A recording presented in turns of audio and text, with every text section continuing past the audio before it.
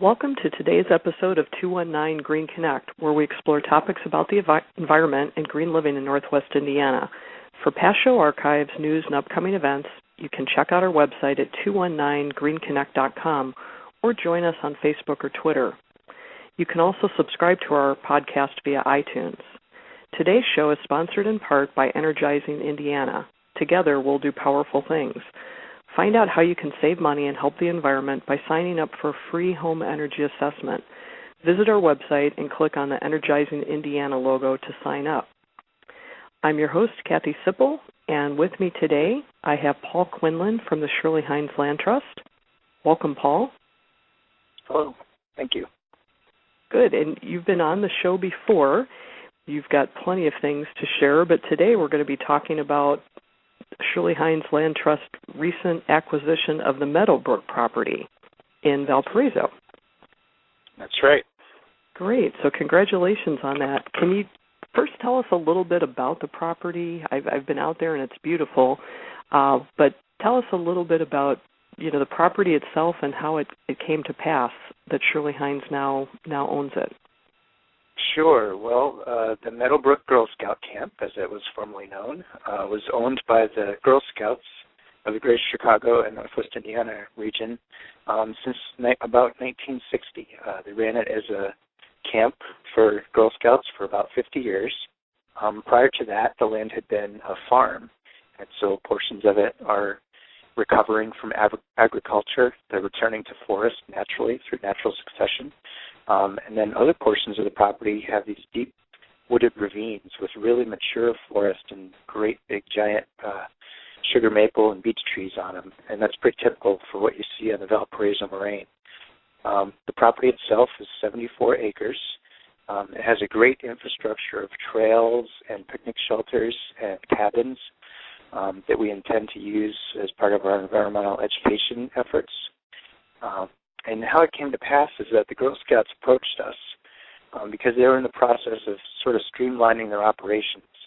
There used to be several Girl Scout councils operating in the Greater Chicago region, and over the years, they ended up sort of competing for each other for resources and for girls to participate. And so where Meadowbrook Girl Scout Camp is located, there are actually about 5 different camps located within 5 miles of Meadowbrook. And so, as you can imagine, that's a lot of properties to maintain. And so they sort of streamlined and decided to retire a few properties, give them a rest. Maybe they'll be used as camps again in the future, focus the resources on the properties that had more amenities and were in better shape, and to divest of some properties that were no longer needed, didn't make sense for the Girl Scouts to own them. So they approached the Shirley Heinze Land Trust to see if we would be interested in acquiring the parcel, because there was already a lot of support from former Girl Scouts to protect Meadowbrook, Camp Meadowbrook, to keep it so that it didn't get sold off and turned into a housing subdivision or something like that. People wanted to see it preserved. So they approached us in early 2012. And it was a really good opportunity for us because we've been around for 30 years, and we were quickly outgrowing the 2 rooms that we rented from Save the Dunes in Michigan City with our staff of 7. We were kind of crammed in there. So we've been looking for a place. So this was a great opportunity. It's centrally located because it's in northern Porter County, and we have land holdings from Hammond to Hobart to Gary all the way to Michigan City. So a lot of our time in managing the preserves was spent just driving to them. So this is a lot better for us financially. It's better for the earth. We're not driving so much.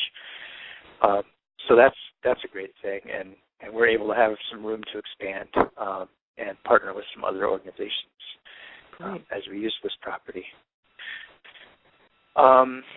The acquisition of it was made possible by the Girl Scouts being so flexible in working with us, and through the Gaylord and Dorothy Donnelly Foundation, who provided a loan to us to cover the entire cost of the property, to give us that upfront money so that we were able to take advantage of this great opportunity.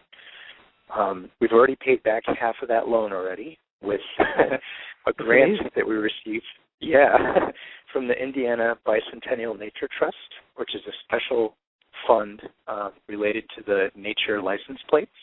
Okay. To commemorate the bicentennial of the state of Indiana, which is coming up in 2016.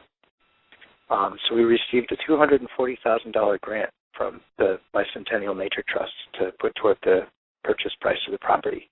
Wonderful. We've also received support from the Porter County Community Foundation and have already received support from individual donors and corporations, and we're going to continue to be doing some fundraising to finish paying off our debts for the property. Great. Well, it's a gorgeous property. I did get a chance to come out to your open house that you held a few months back, and what a great turnout. What a beautiful, beautiful property.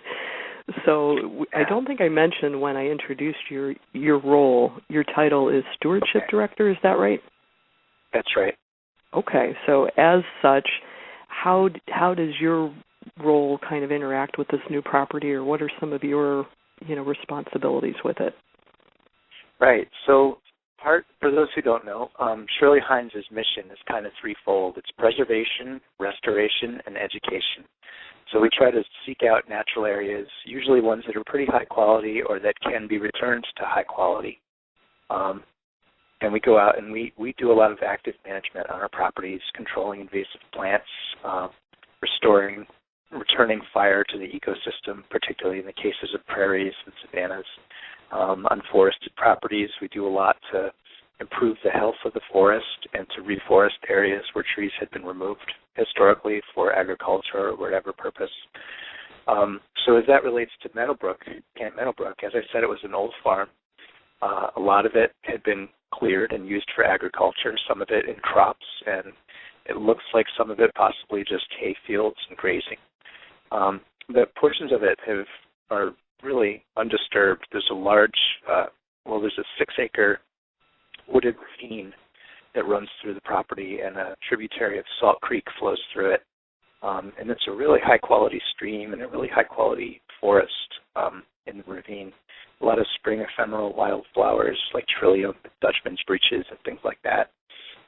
Really large, mature trees that you'd find in a more mature forest, such as the sugar maple and beech and red oak.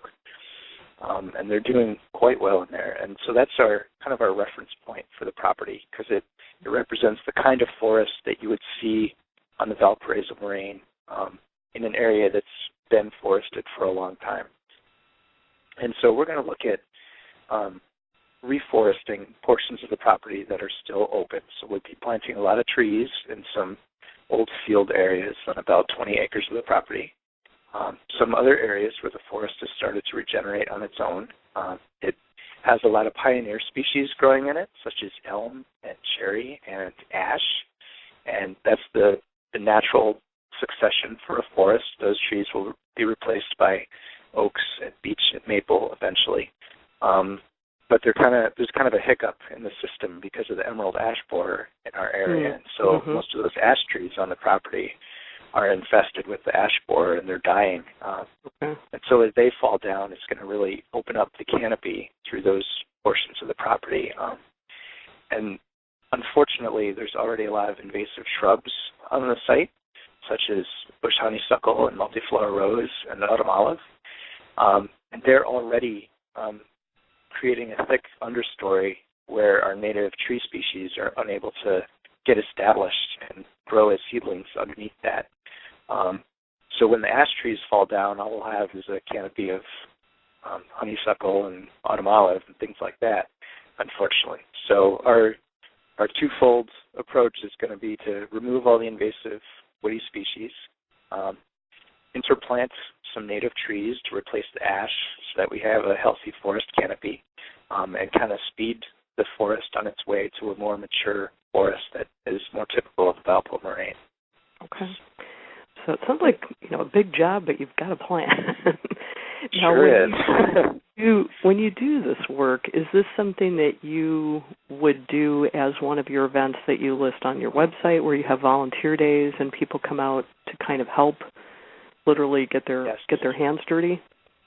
Yep, absolutely. Okay. We've applied for a grant to the National Fish and Wildlife Foundation, and that's it's considered federal dollars, the grant that we applied for, and so as is typical of federal grants, it requires a one-to-one match. So that means for the $30,000 of grant funds that we asked for to buy trees and herbicide and pay some of the labor, we have to provide $30,000 worth of work or materials in kind. And so either Shirley Heinze will buy some supplies, and the cost of that goes toward the grant. And also, when volunteers come out to help us on this project, the value of their labor will be counted toward the grant as well. Great. And so we intend to have lots of volunteer work days coming up, especially over the next 2 years, to start putting the property back into good shape ecologically.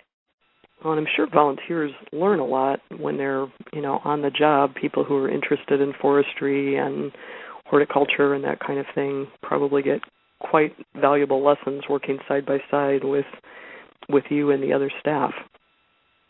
Yeah, and we try to make it fun for volunteers, so it's not just come out and we hand you a pair of loppers and send you out to kill stuff. We try to start each work day with a little orientation so that people can see the context of what that particular task is, because it's not much fun to just kill honeysuckle all day and feel like you haven't really done anything. But when you understand, not know why, right?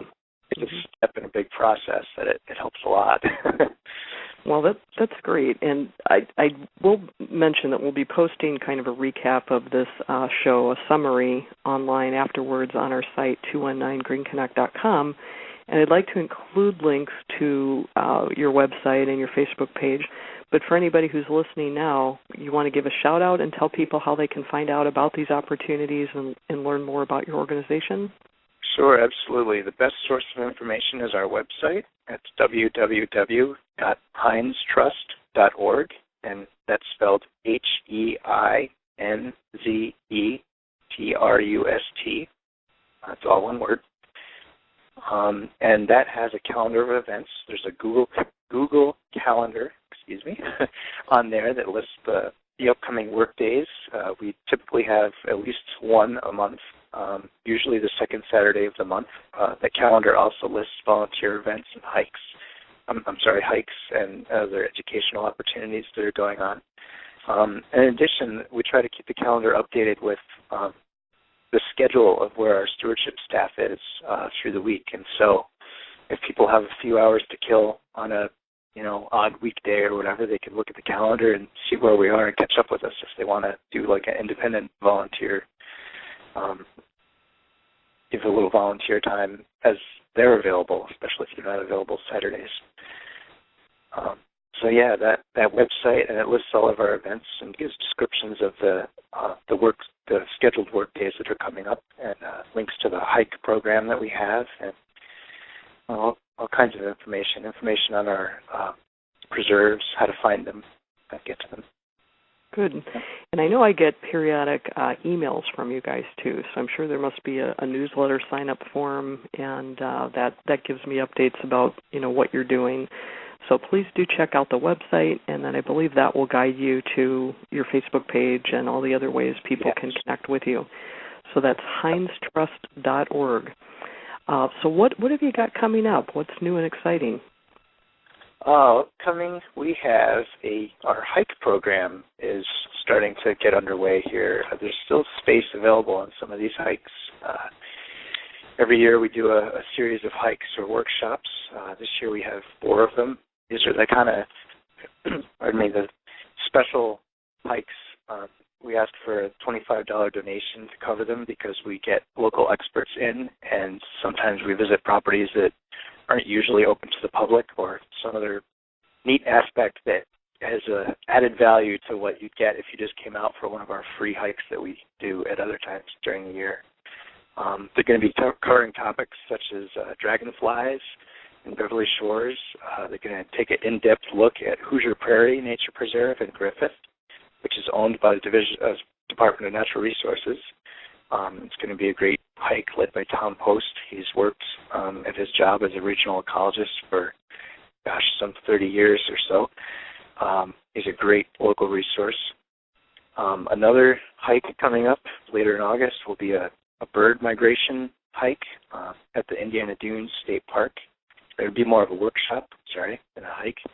They're going to explain how important this area is to the variety of birds that migrate through our area and how they stop over at all of our natural areas from the state park to the National Lakeshore to the Shirley Heinze properties.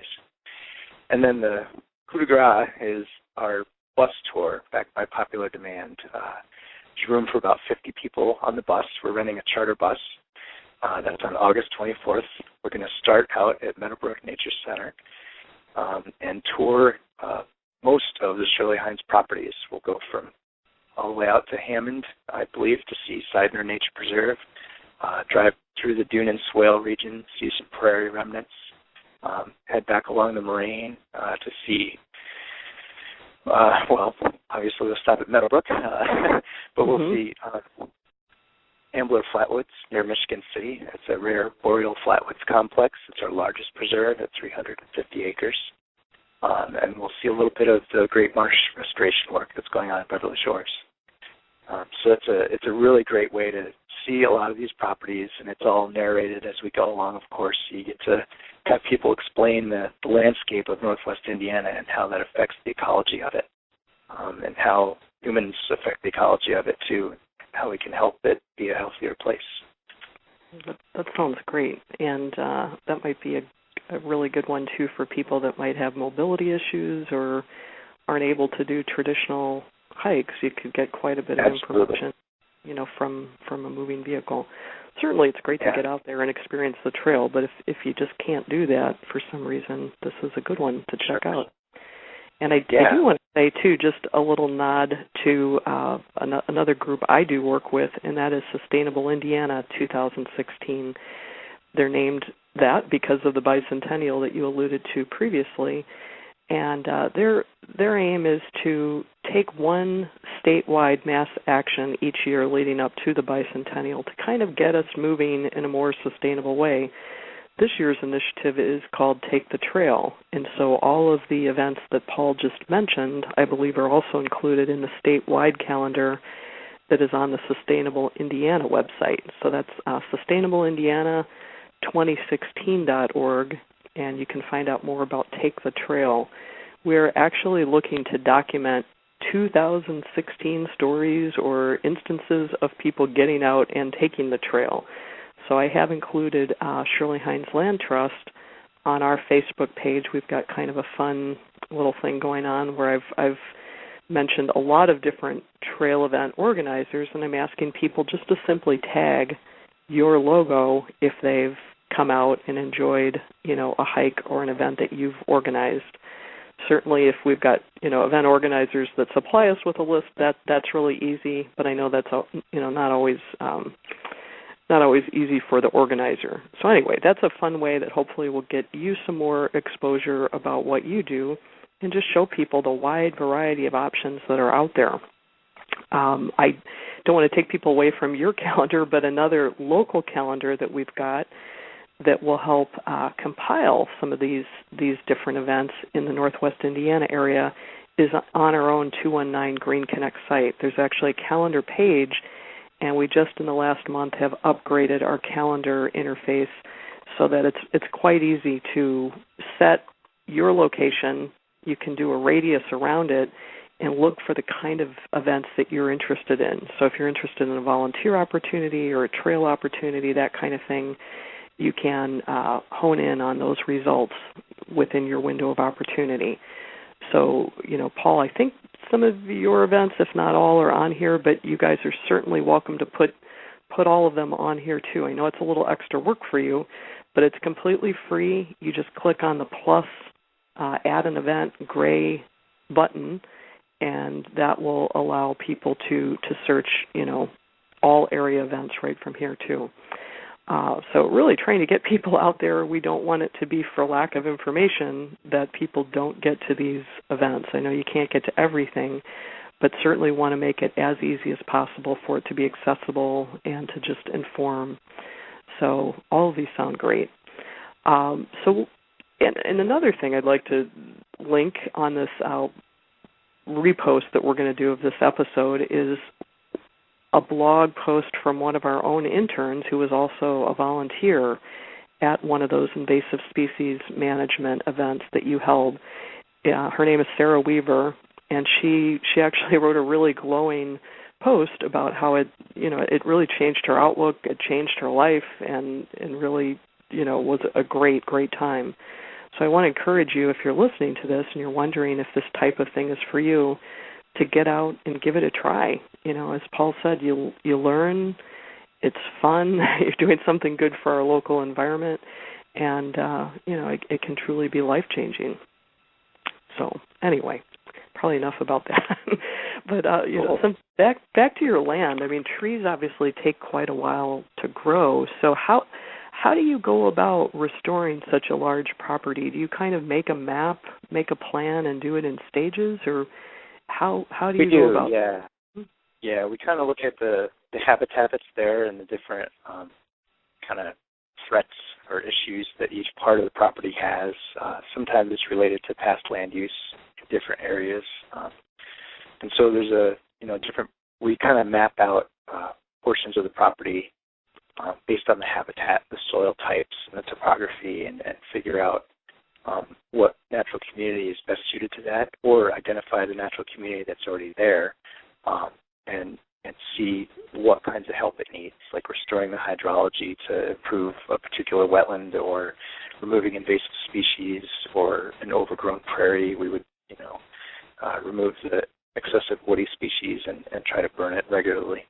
So we kind of map that out. We have management plans for each of our properties, and we're in the process of updating those right now. We use GIS a lot to collect data. We go out with a GPS unit and collect data on where things are located and incorporate that into our map. We come up with goals for each property. The overarching goal for all the properties is to make them diverse, functioning ecosystems, or a part of the ecosystem that's functioning as healthy as it can, in light of our modern landscape, which is fragmented and has some other threats to ecology going on. But we try to tie that in with the bigger picture. And we do conservation planning as well. That informs our work because these properties, even though they're small and fragmented, they're not necessarily islands. And so we cooperate with other conservation agencies to make our work complement theirs. And we also do planning, basically, like the way municipalities do planning for economic development and transportation. We do planning for conservation to determine where the opportunities are and what areas are higher priority to reconnect these natural areas and address things like invasive species dispersal between sites or different threats that could damage the health of the ecosystem. So it's really, really neat work. Imagine when you're connecting land masses or providing, some kind of a natural trail, it also helps for critters to succeed in areas where it might be difficult in a smaller place. Wow, that's great. I know you guys, do wonderful work. I hear about it all the time, but want to help more people hear about it. So again, if you're just joining us, you can find out more about Paul Quinlan and Shirley Heinze Land Trust by visiting their website, and that is heinzetrust.org. That's HEINZE Trust, TRUST.org. And you can connect with them on various social media sites right from their website as well. So lots of good things going on at their newly acquired property, Meadowbrook. And Paul has given us a number of different hikes coming up. Anything else you'd like to tell us about? Anything new in the hopper, or just anything you'd like to share? I guess I'd like to send a shout out to some of the volunteers who have helped us renovate the Meadowbrook Girl Scout camp to make it our home. We're providing space to the Wildlife Habitat Council, who's renting an office in the house, what used to be the farmhouse. It's now our office center in it. We're providing space to the Northwest Indiana Paddlers Association so that there's a place for them to meet and have a home base. And we've received a lot of help from people such as Dan Plath. He's a former board member, and his whole family actually came out to help us paint, tear out the kitchen and redo it, and just all kinds of repairs to update the house. Had volunteers, especially Mike Nikula from Valpo, who's been visiting the property for some 20 years. He'd known the Girl Scouts and the staff that used to work there, and he just loves the property. So he has come out and painted the house and used various handyman skills to fix all kinds of things for us. And him and Jerry Newman have put up bluebird boxes all around the property, and they're monitoring them and seeing how well the bluebirds are doing. So it's really neat to see the community buy in to this property, and people have an awareness of it, and they already appreciate it. And so it's great because half of our work is already done because people already love the place. That's great. That's great. Well, it sure came a long way in a fairly short time. You moved in. What date was it that you acquired the property? Oh gosh, we bought it on January 25th. We were out there January 26th, starting to paint. We moved in on March 1st. Wow. Yeah. So the short month of February, we got it in good enough shape to move in. Got it done. Amazing. Well, it looked very good at the open house a couple months back. So you guys have done great work in conjunction with your volunteers. So, I think volunteers, really need to get that shout out every so often. And, much of what we do couldn't really get done very easily without them. And, as long as we're on that, I'm going to give a shout-out to my volunteers, the people that help with the various things that I'm involved in. As you probably know, I also organize Northwest Indiana Green Drinks. We had been meeting in Valparaiso for a couple of years now, and I plan that. But with the help of Nancy Moldenauer and Dennis Britton, we were able to launch a second Green Drinks that meets monthly up in Michigan City. We're taking the month of August off, but, generally we're meeting every month. So that's just a great time where people can come together and kind of get this 219 GreenConnect message that we do virtually via podcast and webinars and have some FaceTime. And we feature different speakers like Shirley Heinze Land Trust and, many of the different groups that we've just mentioned. The paddlers have come out and spoken for us. Many, many different groups, Save the Dunes. So if you'd like to find out more about that, you can also go to 219 GreenConnect and just do a search on Green Drinks. It'll tell you all about it. You can get on our mailing list, and we'll give you a heads up on that. So Nancy, Dennis definitely help out quite a bit with Michigan City. Sue Webster has joined us to help with the registry and all the administrative details. And then I've got two interns that are currently working with me. Their names are Bree Lazarowitz and Tally Moore. So they're both SPIA students down at IU Bloomington, but both from Valpo, and they're helping me out. Sarah Weaver, who I previously mentioned, is also still kind of helping out from time to time. And they really make this stuff go, because besides Green Drinks, where people give a voluntary $5 donation, there is no other revenue. It's just people who really, want to make a difference and connect the green dots here in Northwest Indiana. So I know we're almost out of time, but Paul, I want to thank you for joining us and telling everybody about the Meadowbrook acquisition for Shirley Heinze. And thank you for listening to another episode of 219 GreenConnect. You can hear a recap of this episode by visiting our website, 219greenconnect.com, and I'll provide links to all the various things. So thank you, Paul. Thank you, Kathy. Okay, we'll have you back another time to get more great updates. Thanks for all you do. Great. Take care.